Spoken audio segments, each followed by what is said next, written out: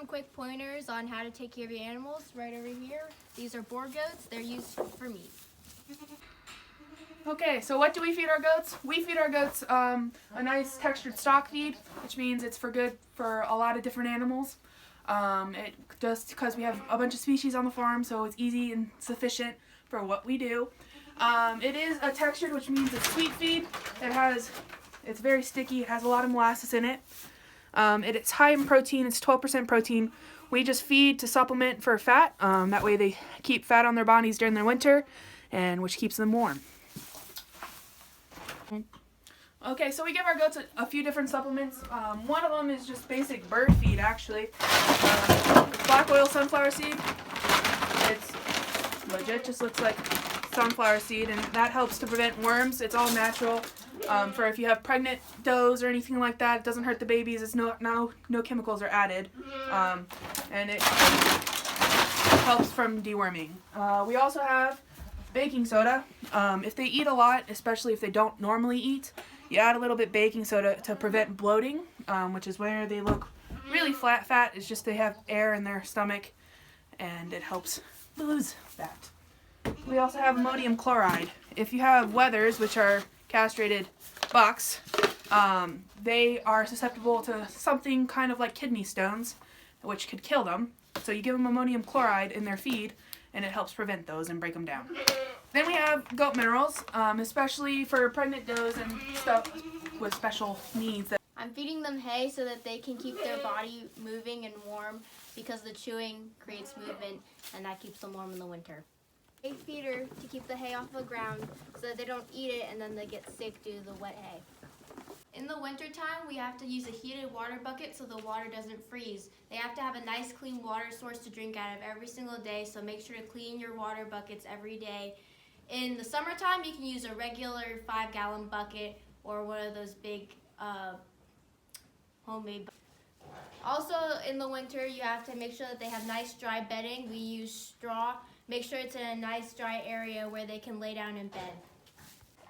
When checking for parasites and or diseases that they may have, you first should check their butt. If their butt's runny, that's the first sign of them being sick. The other thing is to check their eyes. If their eyes are runny, you can probably tell they'll look a little goofy. You want to then check their eyelids and see how pale or how dark or pink they are. That'll give you a clear sign of what their flamanche is, which tells you if they have a worm or any kind of disease. So some basic goat equipment and necessities that you need to have.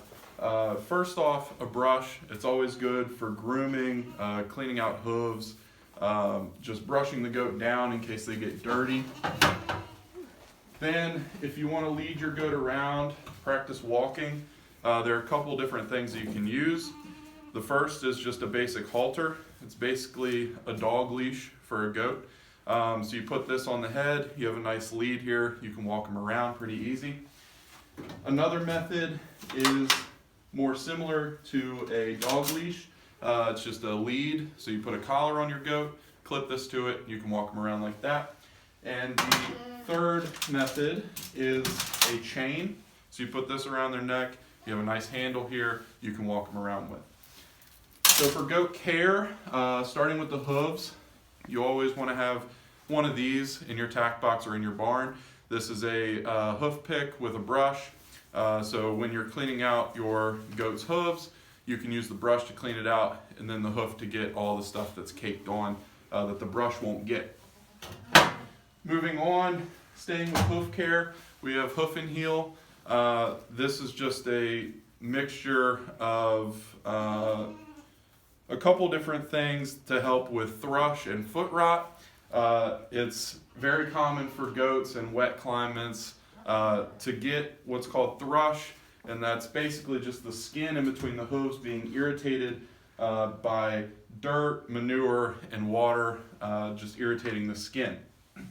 So Cheney talked in the last part when she was explaining about the feed, how black oil sunflower seed can work as a dewormer. If you don't want to use that, if you don't have pregnant does, if you're just out of breeding season and want to deworm, it's always good to have a liquid dewormer in your barn as well. This is Sidectin. There are many other oral dewormers that you can give to your goats. Moving on to some show equipment, we have Pro Pink here. It's a sheen spray, basically for show time. Just spray it on your goat. It gives them a nice sheen as they walk into the ring. It makes them pop when the judge is looking at them. So digging deeper into the tack box, we have a blower that you can't see, but it's always good to have a blower in your tack box. Cheney's going to show you that now. It's always good to have a blower in there for when you wash your goats. You can blow them off afterwards and really get them as clean as you can before walking them into the show ring. Even when you're not showing, it's always good to wash your goats occasionally, just so they have good hygiene. It helps prevent certain sicknesses and illnesses that your goat may get. Thank you. Right now, our does are pregnant. So when time comes, we're going to move them into a separate area in a warm stall inside so that they can give birth to their babies. At the moment, we have our bucks, which are male goats, separate for them so when they do give birth, that they don't hurt the babies in any way.